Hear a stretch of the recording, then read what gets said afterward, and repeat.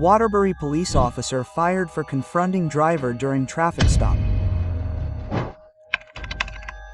In March 2023, an officer was fired from the Waterbury, Connecticut police force after video surfaced of him aggressively confronting a female driver while directing traffic.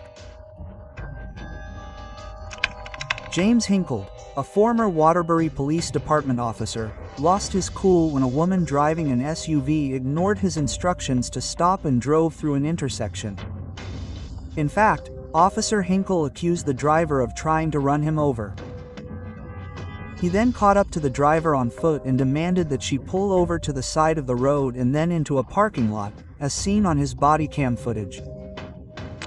Hinkle can be heard yelling on the footage, "We are in this parking lot right now. Pull over right now. Did you see this bright yellow powder in the middle of the street? That means stop." Once the woman reached the parking lot, the officer continued to berate her as she apologized profusely and explained that she had not realized she had to stop. Officer Hinkle yelled at her, asking why she had tried to run him over, despite the fact that he was standing in the middle of the street while flashing his lights at her. The officer even threatened to handcuff her. Throughout the encounter, Officer Hinkle repeatedly interrupted the driver as she attempted to explain herself. He insisted that this was not an accident, but rather his gross irresponsibility. Following an internal investigation, Officer Hinkle was fired for his conduct. The investigation concluded that Hinkle had violated departmental policies. The identity of the driver was not released, and while she was initially ticketed, it was later dropped. Waterbury Police Chief Fernando Españolo condemned Officer Hinkle's behavior toward the driver, calling it unacceptable and not reflective of the professionalism expected of officers in the department.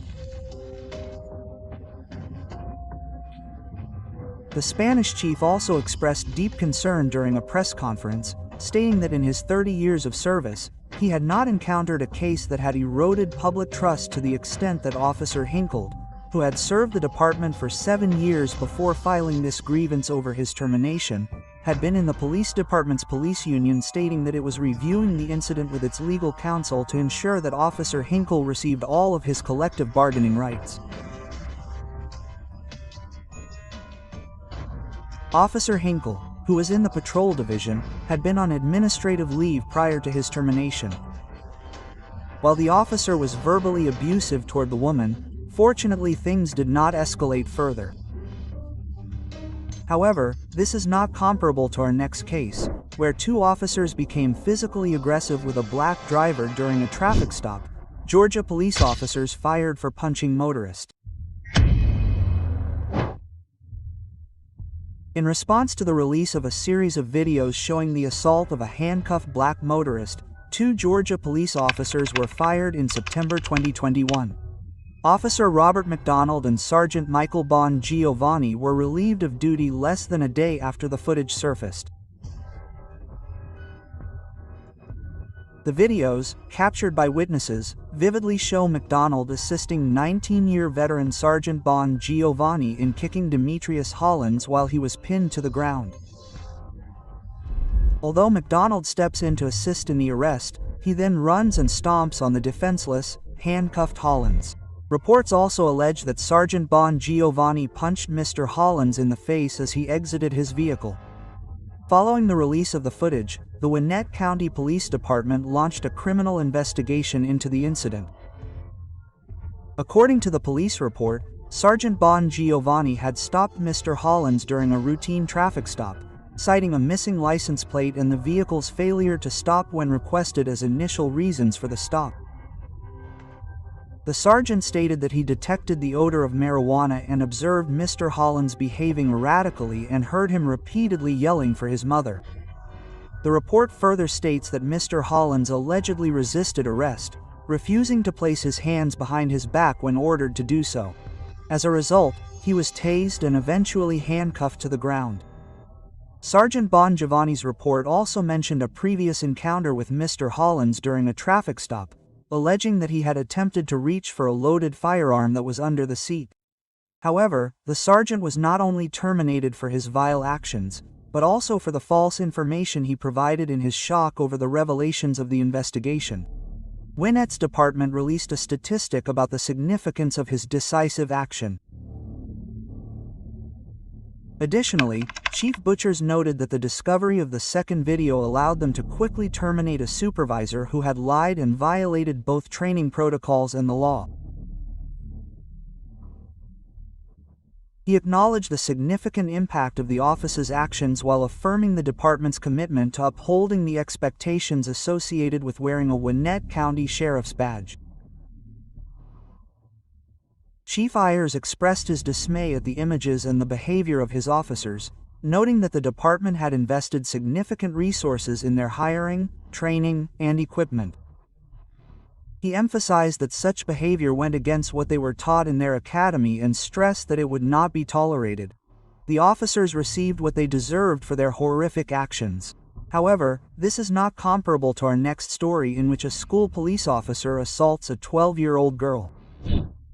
San Antonio police officer fired for slamming student in April 2016. The San Antonio Independent School District in Texas fired school police officer Joshua Kemp following the emergence of a video showing him striking a 6th-grade student. The incident, which took place at Rhodes Middle School in San Antonio, sparked public outrage and a thorough investigation. In fact, Superintendent Pedro Martinez expressed his concerns about the incident. While we understand that physical responses may be necessary in certain situations, we strongly believe that the level of force used in this particular incident was completely unwarranted. He also criticized Officer Kemp's late and inconsistent report, which contradicted the evidence captured on video.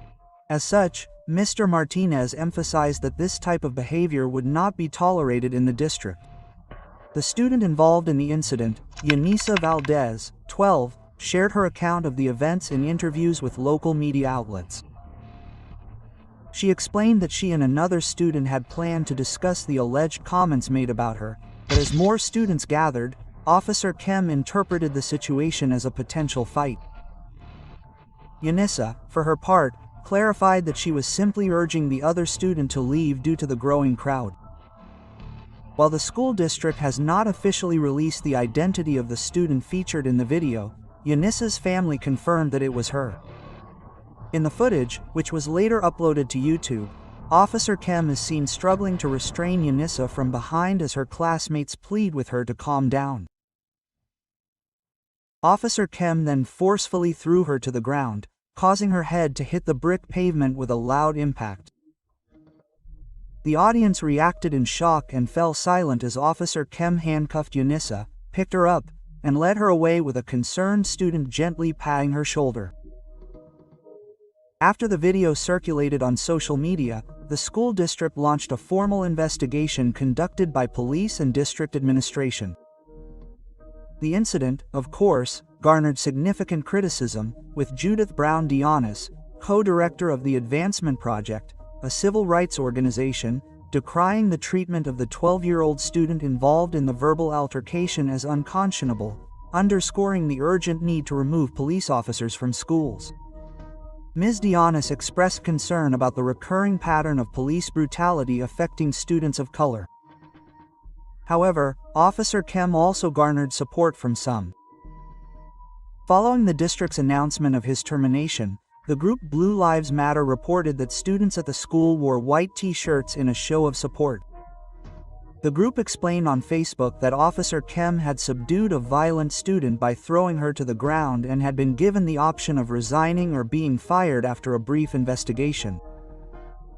Officer Kemp, however, chose not to resign, which ultimately led to his termination by the San Antonio Independent School District. Superintendent Martinez clarified that Officer Kem's termination was based on the district's determination that his use of force was unjustified. Additionally, Officer Kem's failure to report the incident to the district, as required when restraining students, further contributed to his termination. Mr. Martinez also addressed the issue of staff involvement, revealing that an assistant principal had been placed on paid leave pending an impartial investigation to ensure public trust. Charlie Wilkison, executive director of the Combined Law Enforcement Associations of Texas, pledged the group's support in Officer Kem's appeal of his termination, emphasizing the importance of standing up for their rights. Superintendent Martinez, however, remained committed to conducting an impartial investigation, prioritizing the well-being and safety of all students in the school district. Sure, folks, it's pretty clear that the officer lost control of the entire situation, much like what happens in our next story, where a Florida officer attempts to choke a teen while arresting him. Florida police officer fired after attempted choke on teen in June 2019. The Largo Police Department fired one of its officers, Brian Libernois, following an incident involving the choking of a 17-year-old boy. The incident was captured in a viral social media video titled "White Largo Florida Cop Chokes Black Teen," showing Libernois holding the teen down on the hood of a patrol car with his hands around his neck.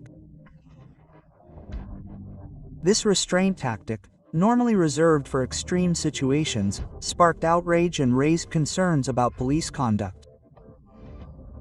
Largo Police Chief Jeff Leon of Stat expressed the department's commitment to maintaining a positive relationship with the community, stating, "We take great pride in the positive relationship the Largo Police Department maintains with our community. Actions like this are not acceptable and violate the public trust that each employee has worked so hard to earn." This situation certainly warranted the former officer's termination. Specifically, Liber was responding to an assault call involving a suspect who appeared to resemble the teen in the video, who had allegedly assaulted a woman and threatened to harm someone with a firearm. According to a Largo Police Department report, the video footage begins with Liber Noah asking the teen, "Do you have a problem with me?" In response, the teen mimicked the question, to which the officer replied, "Yes, I do." It was then that Libernois proceeded to threaten the teen, stating and even using profane and aggressive language.